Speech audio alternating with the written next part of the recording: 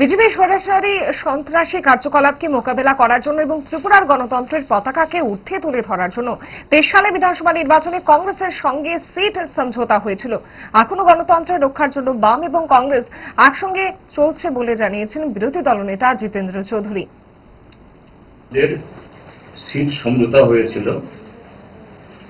ভারতীয় জনতা পার্টির তাদের যে স্বৈরাচারী সন্ত্রাসী কার্যকলাপকে মোকাবেলা করে ত্রিপুরাজ্যের মানুষ যাতে যাকে খুশি তাকে ভোট দিতে পারেন এবং গণতন্ত্রের পতাকা উড্ডীন রাখতে পারেন।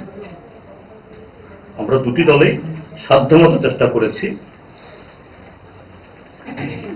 আমাদের লক্ষ্য হয়তো পূরণ হয়নি, কিন্তু এটা ঠিক এই দুটা দল কাছাকাছি আসার ফলে